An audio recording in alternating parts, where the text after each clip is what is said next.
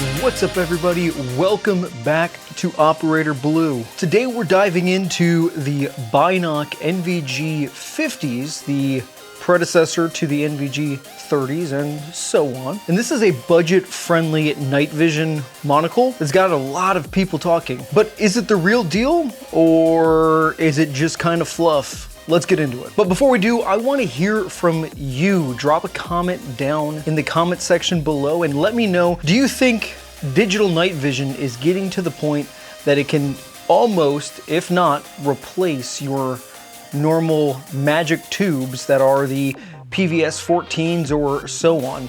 Let me know. Also, a huge thanks to Goodnight Gear.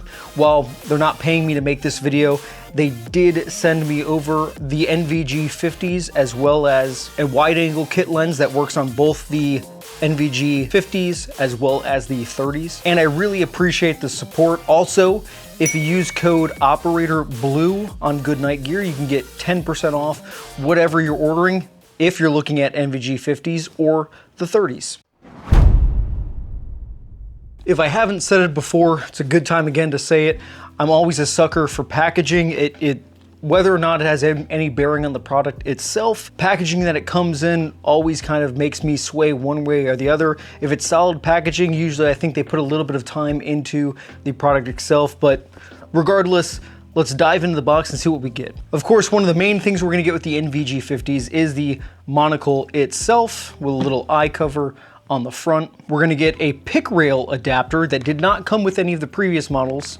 However, it does come with the 50s, and this allows you to mount it on top of a rifle that accepts Picatinny mounts or anything of the such, to allowing you to utilize this on top. While we're not going to be getting into this in this video, I do have upcoming videos that we will be throwing this on a AR platform and trying to run with it a little bit and see how it works. Of course, it also comes with your little protective cover case if you want to put it into it. Comes with a charger, which is going to be one of the main changes to this unit compared to the previous units. We'll dive into that a little bit deeper later. Of course, mine's already attached, but it comes with the same exact mount that is used on the 30s and the 10s. They kind of clamp on. It's literally identical, so if you already are rocking some and you have the mount, you don't even need to change that part of it out. Eye covers, in case you want to mix it up. Cleaning cloth, an actual Wilcox adapter plate, and of course the USB wall wart for the charger. And while these aren't the two that it comes with, they're currently in my system or my unit, it does come with two 18350 batteries, so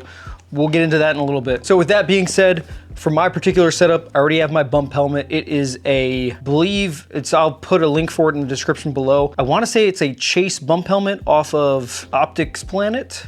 It was like $80 or $90. It's rated as an airsoft helmet. Again, this isn't gonna stop any pew-pews, but it will keep you from bumping your head. It's good enough for me for now until I can eventually afford a better one, but that's what I've got. So for my particular setup, I've got the NVG30s currently mounted on it. After we go through the 50s, we'll have this mounted on it. You've probably already seen a little bit of B-roll of this, but we'll include some more using my helmet. We can go ahead and set the box aside, because me particularly, I have a ton of chargers for these batteries. I now have 4 18350 batteries, but everything else that's in the box for our purposes, we're not gonna be using now. Let's set that to the side. It also came with a head strap mount that I believe my kid was playing with, so I thought I put it back in the box. Apparently I didn't. I'll include a picture of it, but it's just a quick little throw on head strap. Obviously I have a helmet, so I'm not gonna use it, but it does come with that as well. So first impressions of the NVG50s. They're lightweight coming in. When I weighed it at about 192 grams. It really doesn't take up a whole lot of real estate. It's definitely a smaller footprint than the NVG30s and especially the NVG10s. First using it, you're gonna notice that they definitely upgraded the display screen. It's now a 2K display screen instead of the older 1080p, which does make everything you're looking at look clearer. It's a thicker pixel density. It does allow you to see a little bit better than the previous ones as well. And of course, I'll also be testing it with the wide angle lens adapter that again can be used on the 50s and the 30s. You can find it at Goodnight Gear as well if you want to order it with it. Pops on the front, goes from about a 40-degree field of view to, I believe it goes to 50 or 55. I'll put a confirmation somewhere here if I'm forgetting the number or messing it up. We'll definitely be taking a look at that as well. So let's break down again, if it wasn't clear enough, what you're getting when you get the NVG50s. As I already stated, you're getting a 2K ultra low light illumination CMOS sensor that's obviously displaying to a 2K screen, so you're getting that thick pixel density, especially in a small form factor like this. Everything is looking pretty crystal clear. That's being driven to a 2560 by 1440 LED display, which is giving you that crystal clear view. This unit, which I don't particularly use, it does do a digital 1:4 zoom if that's something you're interested in. As we go into the settings here in a little bit, I personally prefer the picture-in-picture instead of it zooming the entire screen. Let me know if you agree, if you like it at all. I'm not really sure. I don't really use it too often, but it's a neat feature. Just like the other units, it comes with a built-in IR illuminator. This one is a 940 nanometer IR illuminator. Pretty solid like the NVG30s over here are. However, when you're getting up into those higher levels 2 and 3, it is visible to the naked eye, so be cognizant. And of course, if you have an IR illuminator being pushed out the front of your unit, anybody else with night vision can of course see it. So of course, like the previous model, it has the 4 color modes, has black and white, your color mode, green, and a white Phos mode. And if you still use the BM motorcycle app, this still has built-in Wi-Fi, but like the 30s, it does come with a USB plug on the side to charge it, as well as data transfer, but it's not super quick. And it does come with a built-in micro SD slot, so you can actually still just record directly on the unit itself. Now, since we mentioned color modes, let me know down in the comments below, what do you guys prefer? If you've used these, if you use the older NVG30s, for some reason, I'm a sucker for the green. I don't know if it's just the nostalgia of PVS 14s, not that I've ever used them, but it's, you know, Call of Duty, things like that. I just kind of default to it. Do you like the white, or do you like, I see a lot of people running the natural color mode at night, which seems to be 100% fantastic. Just let me know, am I the odd man out that still just likes the greens, or do you prefer something different? So for our first little test of this, I just took it kind of in the area of my house, which is like an urban, rural setting. You know, we're not super out in the middle of nowhere, but everyone does have a little bit of land to work with. And our main light source is going to be from street lights and home lighting, if it's exterior lighting, or just lights from garages and such. And personally, without the IR, the image is still pretty clear. You're still easily able to make out things within a certain amount of, you know, distance. I'd say about 100 yards or so, but it's still pretty solid. Now, with another little test that I took out at the range, I believe, if I recall correctly, I'll throw it somewhere, the particular day I took it out, I think there was 3% illumination, which was I don't know the moon things. I've seen tons of people shoot the videos and it looks cool. I just don't know that much. I know it is important to look at when you're dealing with night vision goggles, but I did pull it up and it was super dark. You'll see it definitely struggles a little bit, especially where the range that I use is, because it's kind of in its own little cutout with berms completely almost surrounding it, and it pretty much eliminates any light source. It does make it pretty difficult to see until, of course, you turn on the IR illuminator. So of course, getting it lined up, for me personally, it works pretty dang good. Of course, there is still a little lag, and I'll overlay some of the footage of me just looking at my camera right here. There is a little bit of noticeable lag that you're gonna get from just a digital setup. And of course, your constant little focusing and adjusting that you're gonna get from it. But the ergonomics are pretty much just like the other units. It's comfortable, it doesn't weigh a whole lot, especially if you have a counterweight on the back. I don't have it strapped down. And of course, if I was running, it would create an issue, but it's pretty sturdy. It stays on there excellent. But one thing I did notice moving around, of course, you do have that little bit of delay. It is still plenty usable walking around, which you'll see here coming up when we take out my little 300 blackout again with the IR light like you saw in the NVG20s. If you didn't, there's probably been a card through here somewhere. I'll throw a card right here. When we go out there, there is a little bit of movement and it's still plenty usable, especially in the area that I was filming that, because it's pretty pitch black over in that area, with the exception of seeing through night vision. But before we wrap up, let's look at the pros and cons before we hop on outside. And we can also compare it directly to the NVG30s. So the NVG30s and the NVG50s are pretty similar. There's not a whole lot of variation. Of course, if you don't have either and you're willing to spend a little bit extra, the NVG50s are pretty damn good. If you want to save a couple bucks, get the NVG30s. Either way, you're actually going to be doing really, really good. And the wide angle lens kit works on both of them because they share the same exterior diameter and the same kind of little grommet cutout area for it as well. So it fits on both and you can get a little bit extra viewing angle out of it. Either way, it's definitely more affordable than an analog system. Of course, an analog system is going to be better, but when the relatively cheapest price I've found for like a Gen 2 good pair is like 3 to 4-ish times the price of these, you're gonna have to kind of make that decision yourself. But just to get into the game, I think these are awesome. And I don't personally think they're going to lose their value. So if you buy it, it's kind of be like secondhand PVS 14 market. You're still gonna be able to get your money out of it if you ever wanted to upgrade. Of course, the 2K sensor and display makes it excellent. I'm not gonna lie to you, the NVG30s were pretty damn good too, but the NVG50s keep that quality up, and I really like it and it looks really good. So of course the multiple color modes, you can pick exactly what you like, however you want to run it. Built-in IR, which is good and bad depending on if you have an IR throw light or laser or a helmet mounted IR light, whatever you're using, be cognizant of IR. Of course the nighttime brightness magic that a PVS 14 or similar phosphor tubes do, it's not going to be able to compare, especially just that minute ambient light that is able to get picked up by PVS 14s and the such. I apologize, I keep referring to PVS 14s, just this is the one that immediately comes to my head, which I would safely assume most do.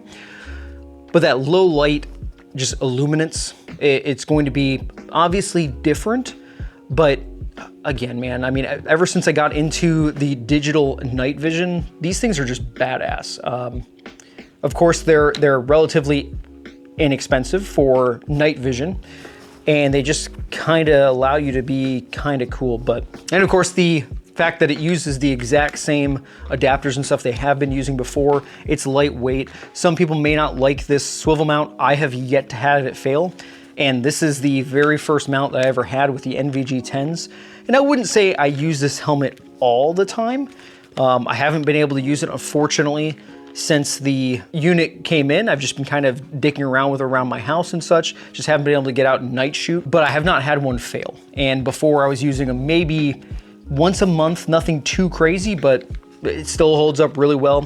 Haven't had any failures. They're not super expensive to replace. Whether you get this one or the old one, there are a ton of aftermarket mounts that you can get that can adapt to your Wilcox fast release or quick release mounts as well. So of course, the cons. With this particular unit, the con is going to be switching to 18350s, which creates that smaller form factor, but changes up your batteries. So if you happen to be like me and you have a ton of like weapon mounted light systems, or even just the older night visions, and you've kind of collected a decent grouping of 18650 batteries, they're not gonna work. I think personally, I haven't ran this until it dies yet. It's rated for, I think, about 5 hours of constant use. It drops down a little bit more when you use the IR light, but it's been great. I actually forgot to take the battery out for the past couple days, which I don't like to do, and it didn't die. One thing I did notice on the NVG30s was if you left the 18650 battery in it, I accidentally left one in from the start of the day and it was dead by the end of the day. So they definitely improved the battery life. The 18350 batteries are definitely smaller, easier to carry, but that is going to be a pro or con depending on how you look at it. The illumination that you get without using IR or anything is not as good as an analog unit. When you do use the IR illumination, it's still not really meant for long distance. It's still going to be your intermediate to close range contacts or movement, everything like that. You can definitely get around just fine, but just be cognizant of that. And because of digital processing, there's definitely a little bit of lag, but both of these units can do 40 FPS or 30. Don't know why you would use 30, but both of them can use 40. So definitely put that on there. If you've used any of the BINOCK or Wildgameplus NVGs, whichever just firmware you get on them. Let me know what your biggest complaint is. Just curious to see what other people run into. Probably just the normal digital night vision stuff, quality, or at least illuminance quality, or maybe the processing delay with the digital crossover. Just let me know what your cons are, or if you have positives that you like about it, let me know. I think probably most people just be like, you know, the price to get into it is pretty cool, but whatever. All right, so let's get outside. Let's shoot our IR laser around a little bit, see how it lights up. We can go from there.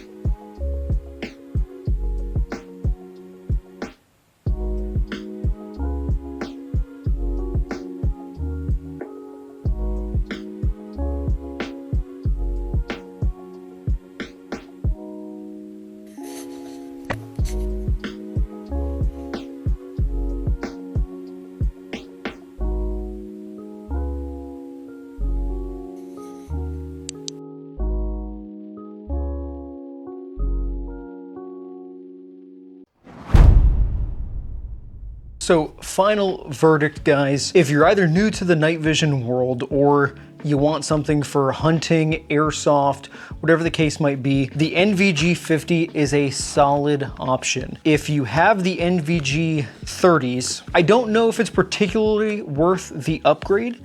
We'll definitely check out the Picatinny rail mount coming up, see how cool that is, but technically that would work with this unit as well as technically the NVG10s, because it uses the same little 6 or 4 screw, just depending on how many you can fit in or which unit you have. It uses the exact same mounting system, so potentially that could be the same, but the NVG10s should be damn near removed from your mind, unless just that's the only amount you have. I believe, if I'm not wrong, Goodnight Gear has them for in the $200 range. If that's what you need to get, it'll get you into the world. Just keep in mind, it's a different FOV. You can check out my NVG31 where I compare it to the NVG10s. It's a different FOV. There's definitely its own issues, but it'll get you there.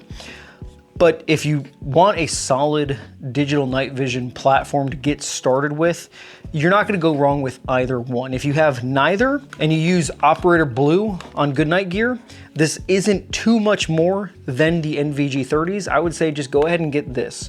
Yes, it's a different battery platform, but it's a smaller battery platform. From what I'm using it for and what I've been using it for, it seems like the battery life is better. So it all around is a pretty solid unit, especially the upgraded displays and everything like that. It's pretty crystal clear. But of course, give another big shout out to Urban Survivor on YouTube, also owner founder of Goodnight Gear. That man nerds out on the details of this thing, and I'm not even gonna try and compete. He does an awesome job as well, going off the nitty gritty of each one. What I wanna do going forward is transitioning now this into actual use with my pew-pews, my firearms, using it with IR and getting into that. Luckily now I'm done with schooling. I don't think I'm gonna go get my doctorate. I just don't think I've made that commitment. I don't plan on doing it. So I wanna get into filming, guys, because I genuinely enjoy it. Whether I get the mean, hateful comments or whatever the case is, I just enjoy it. I like guns, I like shooting stuff. I like all my pew-pews. They're just fun. So we'll get out to the range. We'll use this, hook my buddy up with the NVG30s, get us both out there using them, getting some illumination down range, seeing how they work with shooting. If you didn't see from one of the little clip things, you can definitely use these. Look down either, whether you're using a pistol mounted red dot or a rifle mounted red dot.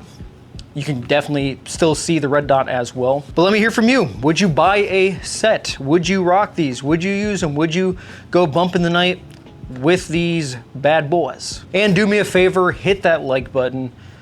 Leave me whatever you want to do below. Share it if you want to share it. It just helps me out. And let me know what else you would like to see. If there's anything I missed, which I'm sure there is, let me know in the comments below. I'll try and throw it into the next upcoming videos. My plan going forward is hopefully to get out one video a week. I think the next couple weeks coming up are going to be a little tough. I have to go to a conference for work, but I'll try and get something knocked out. But I'll see y'all in the next one.